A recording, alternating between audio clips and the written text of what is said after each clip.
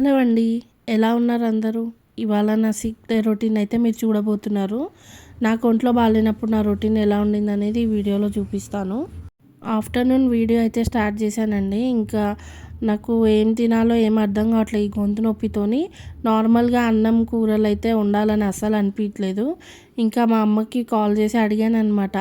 ఇలా నాకు జావలాగా ఏమన్నా చెప్పు తినడానికి అని చెప్తే, మా అమ్మేమో ఓట్స్ జావ చేసుకొని తాగు ఫస్ట్ అయితే అని చెప్పింది. నా దగ్గర ఓట్స్ లేవు. రాగి జావ చేసుకొని తాగంది. రాగి పిండి కూడా లేదనమాట నా దగ్గర. సో ఇదంతా కాదు, ఎలాగో ఆఫ్టర్‌నూన్ అవుతుంది కదా, ఏదైనా రైస్ ఐటమే చెప్తే వంట చేసేస్తా. మళ్ళీ ఒకసారి జావ తాగి ఒకసారి మళ్ళీ వంట చేయాలంటే మా హస్బెండ్ కూడా లంచ్‌కి వస్తారు కదా, ఇలా 2 సార్లు వంట చేయలేను.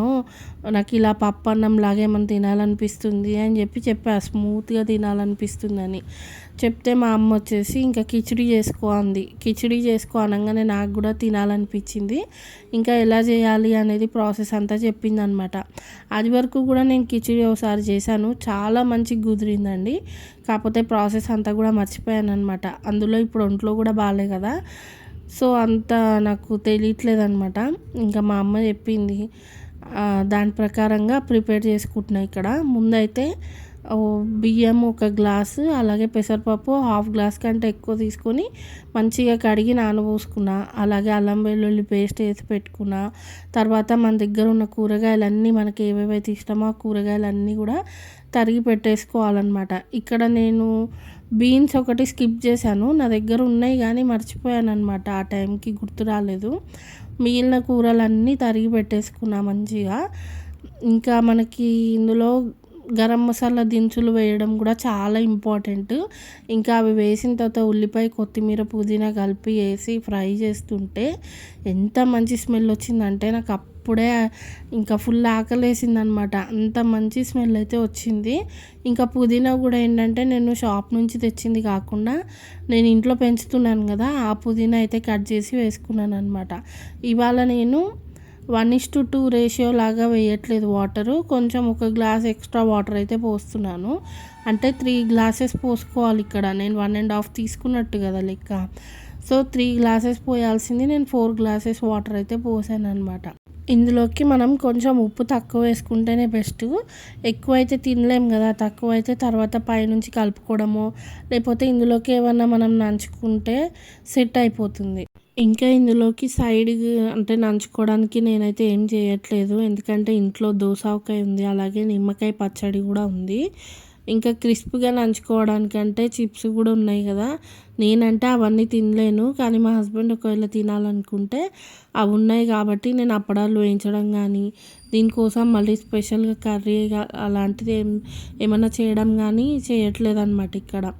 ఇంకా ఉప్పు అయితే కొంచెం తక్కువనే వేసుకున్నాను. వాటర్ టేస్ట్ చేశాను అనమాట, సరిపోయిందా లేదా ఉప్పు అని చెప్పి. వాటర్ టేస్ట్ చేసినప్పుడు నాకు సరిపోయింది అన్నట్టే అనిపించింది. కాకపోతే తినేటప్పుడు కొంచెం చప్పగా ఉందన్నమాట. మిగతా టేస్ట్ అంతా కూడా చాలా అదిరిపోయింది. ఉప్పు కూడా ఇంకొంచెం వేసుంటే సరిపోయేదేమో. మా హస్బెండ్ అయితే ఆ ఉప్పు కూడా కలుపుకోకుండా తిన్నారు తెలుసా, ఆయనకి చాలా బాగా నచ్చింది. నేనైతే పైనుంచి ఉప్పు వేసుకున్నాను, నెయ్యి వేసుకున్నాను, అలాగే కొన్ని వాటర్ కలుపుకొని ఇంకొంచెం జారుడిగా చేసుకుని తిన్నానమాట, మింగడానికి ఈజీగా ఉంటుందని చెప్పి. నేనైతే 2 విజిల్స్కే దింపేశానండి. ఇంకా దింపిన తర్వాత పైన చూడడానికైతే ఈ విధంగా కనిపిస్తుంది. ఇంకా కలుపుతూ ఉంటే అన్నం అయితే మెత్తగా స్మూత్గా బాగుంది. కూరగాయలు అన్నీ కలర్ఫుల్గా భలే కనిపిస్తున్నాయి. ఇంకా నేను నార్మల్గా అయితే మరి కారంగా ఉండదు కదా ఎట్లా అని చెప్పి అనుకున్నా చేసేటప్పుడు.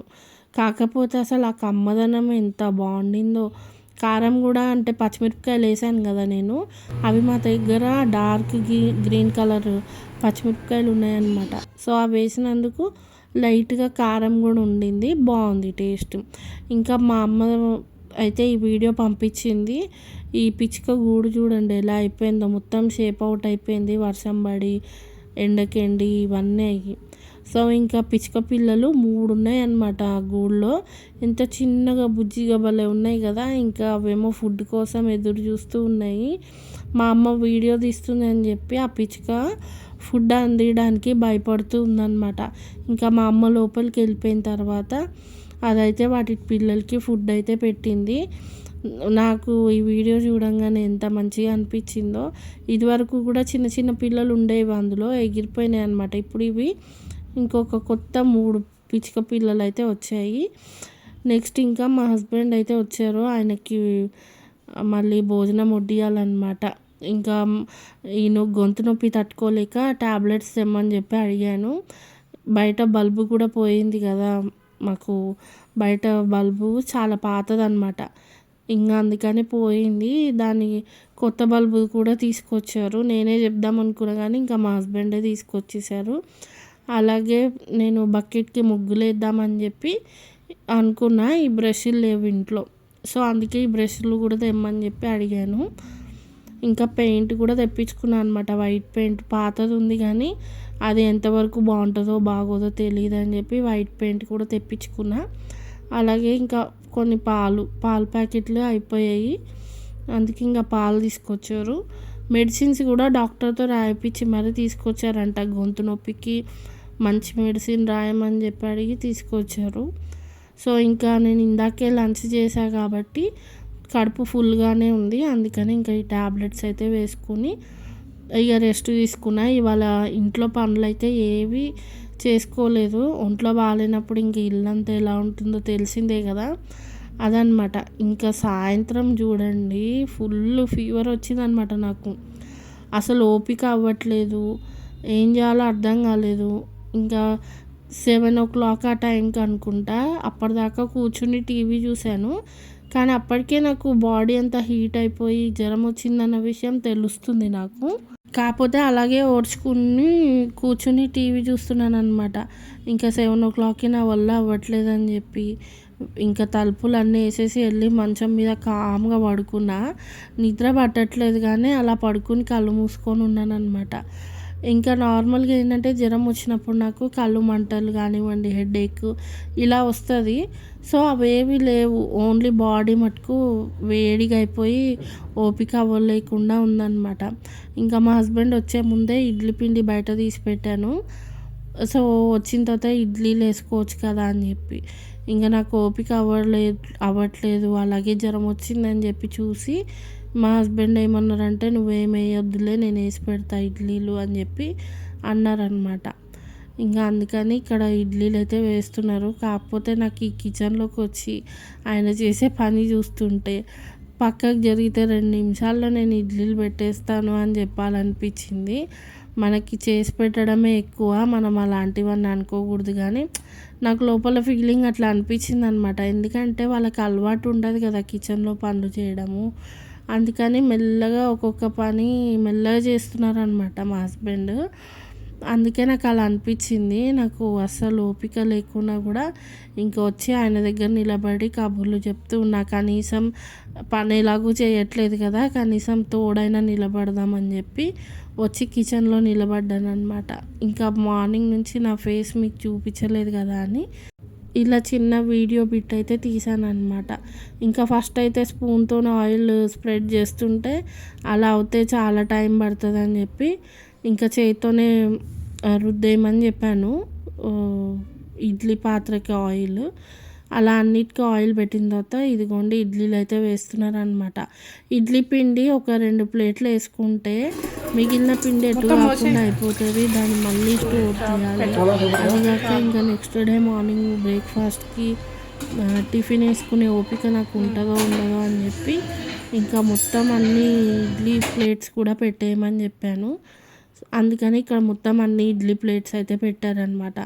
ఇంకొకటి దీని ఏమంటారు, ఈ కుక్కరు కింద అడుగున పగిలిందని చెప్పా కదా, అందుకే కొంచెం ఎక్కువ వాటర్ పోసి పెట్టమన్నా. కొన్ని వాటర్ కారిపోయినా కూడా మిగిలిన కొన్ని వాటర్తో ఇడ్లీలు అయితే అవుతాయి అని చెప్పి.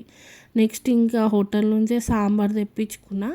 ఆ సాంబార్ కొంచెం వేడి చేయించుకున్నాను అనమాట. ఇంకా వేడిగా పొగలు వచ్చే సాంబారు కప్పులోకి వేసి పెట్టుకుంటున్నా. నాకు జ్వరం మీద తెలియలేదు కానీ ఆకలి వేసింది. ఇడ్లీలు ఎప్పుడెప్పుడు అవుతాయా, ఎప్పుడెప్పుడు తిందామా అని ఎదురు చూశానమాట. అది ఆకలి వేస్తుందన్న విషయం నాకు గమనించలేకపోయినా. ఇంకా ఆయన ఇడ్లీ తెచ్చేలోపే నేను సాంబార్ కూడా తాగుతూ కూర్చున్నాను అనమాట. ఈ టేబుల్ సర్దలేదు కదా ఇవాళ, అసలు ప్లేస్ లేదు. ఇంకా అట్లానే అడ్జస్ట్ చేసుకుంటూ తింటూ ఉన్నా. ఒంట్లో బాగాలేనప్పుడు ఇవన్నీ పట్టించుకుంటూ కూర్చుంటే మనం రెస్ట్ తీసుకోలేము. ఇంకా దాని మీద కాన్సన్ట్రేషన్ పెడితే ప్రశాంతంగా కూడా ఉండదు మనకి. ఇంకా నాకు మాట్లాడే ఓపిక కూడా లేదనమాట. అందుకే కామ్గా వచ్చి కూర్చున్నా. ఇంకా టైంపాస్కి టీవీ పెట్టుకొని చూస్తూ ఉన్నానన్నమాట. ఇవాళ నేను చేసుకునే రెగ్యులర్ వర్క్స్ ఏవి కూడా చేయలేదు. జస్ట్ తినడం, రెస్ట్ తీసుకోవడం అంతే. ఇవి 2 పనులే చేశాను. ఇంతలోగా ఇడ్లీ అయితే వచ్చేసింది. ఇంకా వేడివేడిగా ఇడ్లీ వేసుకొని పైనుండి నెయ్యి వేసుకొని ఇలా సాంబార్లో ముంచుకొని తిన్నాను. కొంచెం ఈ ఇడ్లీ తినేటప్పుడు కూడా కష్టం అయింది నాకు మింగడము. అయినా కూడా ఇంకా టాబ్లెట్స్ వేసుకోవాలి, అది కాక నాకు కూడా ఆకలేస్తుంది కదా అని చెప్పి ఎలానో అలా మింగేసాను అనమాట కష్టపడుకుంటూ. ఇంకా తర్వాత అయితే పోయి అలా ఉరిగానో లేదో నిద్ర పట్టేసింది. ఇంకా మా హస్బెండ్ ఉన్నారు కాబట్టి ప్రశాంతంగా నిద్ర పట్టేసింది, పడుకున్నా. లేదంటే అటు ఇటు కాసేపు నిద్ర వచ్చినట్టు అవుతుంది, మళ్ళీ మెలకువ అయిపోతుంది అనమాట మా హస్బెండ్ లేనప్పుడు ఈవినింగ్. సో ఇంకా అట్లా అయిందనమాట ఇవాళ. ఇవాళ కూడా నిన్నటి మీద ఇవాళ కొంచెం గొంతు నొప్పి బెటర్ ఉన్నా కూడా ఇంకా బాగానే ఉందన్నమాట గొంతు నొప్పి. ఇంకా ట్యాబ్లెట్స్ వేసిన తర్వాత తగ్గుతుందా లేదా అనేది చూడాలి. సో అంతేనండి, ఈ వీడియో అయితే ఇక్కడితో నేను చేస్తున్నా. వీడియో మీకు ఎలా అనిపించింది అనేది కామెంట్ చేయండి. వీడియో నచ్చితే కనుక లైక్ చేయడం అస్సలు మర్చిపోదు. ఛానల్ని సబ్స్క్రైబ్ చేసుకోకపోతే కనుక సబ్స్క్రైబ్ చేసుకొని చూడండి వీడియోస్. కంటెంట్ నచ్చితే కనుక చాలామంది అన్సబ్స్క్రైబర్సే ఎక్కువ చూస్తున్నారు నా వీడియో. సో కంటెంట్ నచ్చితే తప్పకుండా సబ్స్క్రైబ్ అయితే చేసుకోండి వీడియోని, ఓకేనా? మరొక వీడియోలో మళ్ళీ మిమ్మల్ని కలుస్తాను. అంతవరకు thanks for watching. Take care. Bye bye.